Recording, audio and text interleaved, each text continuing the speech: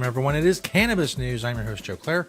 It's February 7th, 2019, presented as always by the Marijuana Times. Check us out at marijuanatimes.org. Click the video tab there to find the show. A bunch of great articles and writers there as well. Social media links and more. marijuanatimes.org, of course. Search the Marijuana Times on YouTube, Vimeo, and Apple Podcasts to find the show. Today we're talking about marijuana and the fallacy of government expertise. Also, first marijuana hearing of the new Congress in Washington, D.C. will take place next week. We'll talk about that and many bills, multiple bills to expand medical marijuana access in the state of Texas. All of that coming up. But first, of course, Cannabis News is brought to you by Natureside, nature-side.com, and their organic, all-natural pesticides. Grow safe and poison-free. Don't use harmful chemicals on what you are growing. You can accomplish all of these things with Natureside. No matter what you grow, don't use harmful chemicals. If you're growing cannabis in a state where it's legal, don't use banned pesticides. Use the organic, all-natural pesticides from Natureside, nature-side.com. Site is spelled C-I-D-E. Check them out. They are awesome. This first story by yours truly at marijuanatimes.org. How marijuana exposes the fallacy of government expertise. Obviously, you can check this story out at marijuanatimes.org, or you can click the link in the description of this video. All stories that I talk about on these shows are linked in the description of the video in which they are talked about. Basically, the bottom line is, I spend a lot of time on this show bashing lawmakers. A lot of us do it in the cannabis community. When they say something stupid about marijuana or propose a stupid law or oppose a common sense law, or well, at least what we consider common sense laws when it comes to cannabis, and often lambaste their ignorance. I'll say things like, well, the internet exists. You could find out these things if you wanted to. Information is not scarce when it comes to cannabis. So if they wanted to do some research and learn more about what they're talking about and more about the issue that they're trying to legislate, they could do so. I stand by all that. All that is true. You don't have to do it at the level I do it. I do this for a living. I've written or said something or researched something or read something about cannabis every single day of my life since 2010, and more days than not before that. But at least since 2010, it's been every single day. I've never taken a day off. I've never taken a vacation. I've never done any of that. There's not been a single day that's gone by that I've not done some form of research or opining or something related to cannabis in the last 9 years. But it doesn't take that level. Basic research can tell you a lot of things about cannabis. Now here's the thing. As I said, all of that is true. If you're a lawmaker and you're voting on a cannabis bill, yeah, there's more you could do. There's just the basics. Just do the basics. Learn things that you were told when you were a child and growing up and in the DARE program or whatever. Those things aren't true. Learn more about those things. But here's the thing. We got to try to be fair about this. Try to be objective about this. You're a lawmaker, especially in the federal Congress. There's no way for you to know enough about every issue that you decide on to make an informed decision. There's just no way. 10,000 bills come up every Congress, every 2 years. Hundreds and hundreds come to floor votes. Hundreds are passed. Some are thousands of pages long. Some of them they don't even have time to read. There's just the Federal Registry of the code, the regulations, the book of regulations for the federal government is 175,000 pages long. That's just existing regulations. That's only a small part of what a federal lawmaker is going to be involved in. The federal government is involved in so many aspects of the daily lives of people and businesses and entities and organizations and everyone in this country. There's no way a lawmaker could know enough about every single thing to make a competent, informed decision about any one of those things. Now, some of them take the time to say, hey, I'm interested in cannabis. Maybe I'll learn something about that. Some of them just remember what they heard 40 years ago. They repeat that and they move on because they don't have enough time. They don't have enough interest in cannabis to learn about it. Now, could they do more? Should they do more because this is their job and this is what they're deciding on? Absolutely. But I would submit that maybe giving them control over less would be something we can think of. I don't know. This guy in Washington, D.C., he has the people who have a vested interest And these transactions are the consumer, the business that is making it happen.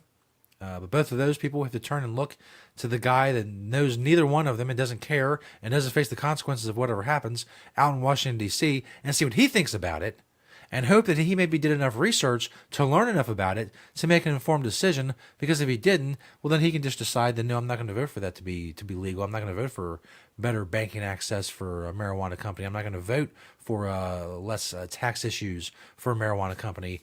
No, I'm not going to do any of that. And his vote's more important than whatever the consumer or the business owner thinks back in the state that's waiting on this decision from Washington. His vote counts, theirs don't.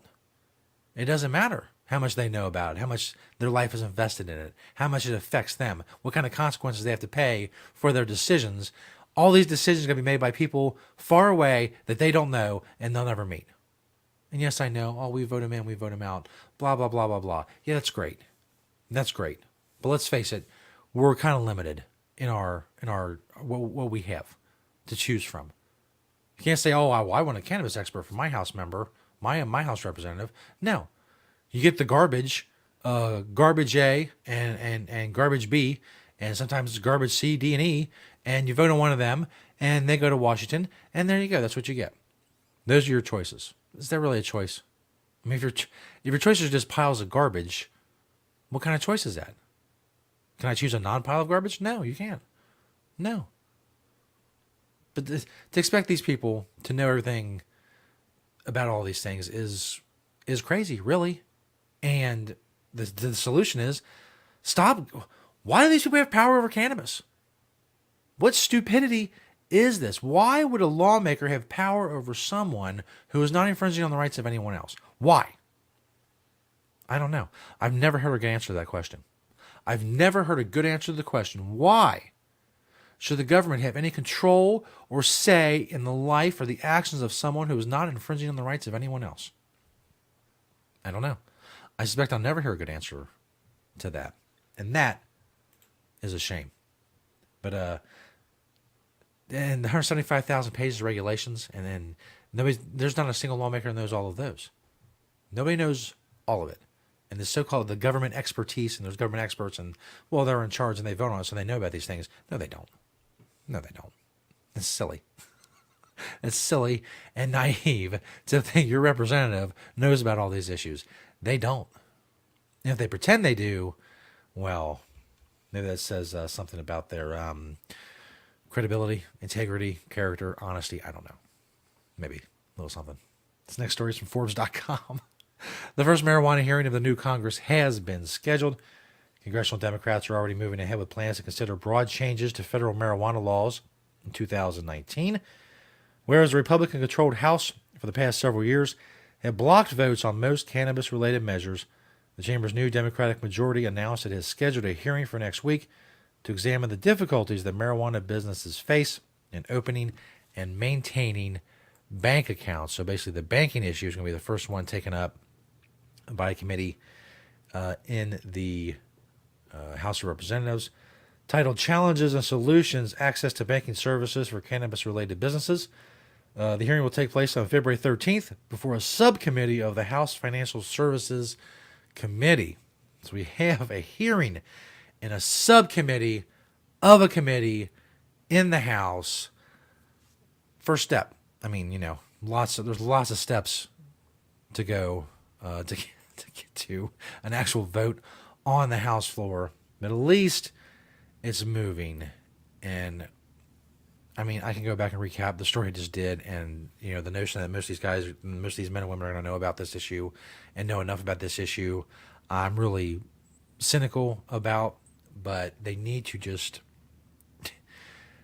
and this is hard. If you're a lawmaker, you don't want to say, oh, well, we just need to push this issue to the states and kind of make it localized more and admit we don't know the answers and admit that we really shouldn't be involved in this discussion at all as federal lawmakers.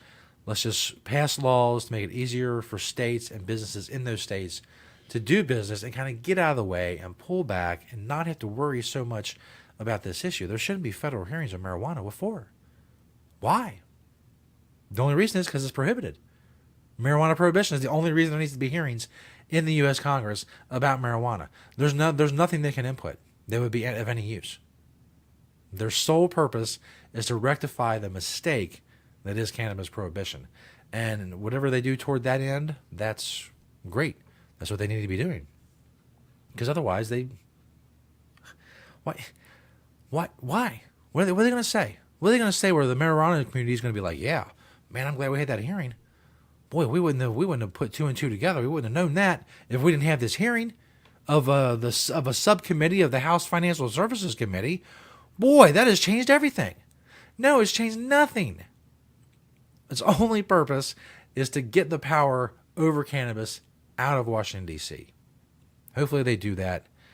It's against their nature. It's going to be hard, but this is what needs to happen. This last story from ABC13.com out of Texas. Multiple bills aim to expand medical marijuana in the state of Texas. 4 proposed bills seek to expand the legalization of medical marijuana in the state. Currently, the only marijuana legalization law in Texas is the Texas Compassionate Use Act, 2015. It legalized the sale of a specific kind of low-THC cannabis oil for epilepsy patients whose symptoms have not responded to federally approved medications. Prospective patients for this program must live in Texas. They must visit one of the 17 state-approved doctors and get approved by a second doctor. Representative Gina Hinojosa, a Democrat from Austin, has filed House Bill 122, which would legalize medical marijuana in the state. Representative Ron Reynolds and Senator Jose Menendez have proposed House Bill 209, Senate Bill 90. It would create a comprehensive medical marijuana program in Texas that would allow Texans with certain debilitating medical conditions to grow their own marijuana plants for personal use. It would also create a licensing process for dispensaries and testing facilities. So if you're in Texas, there's a lot moving through the state legislature there you might want to be aware of and get behind and show your support for. We'll continue to cover those stories and more here on Cannabis News. Check us out at marijuanatimes.org. All the articles, click the video tab for the show. Nature-side.com and their organic, all-natural pesticides. Thank you to them as well. Thank you all for watching and listening and sharing these videos. And we'll see you next time right here on Cannabis News.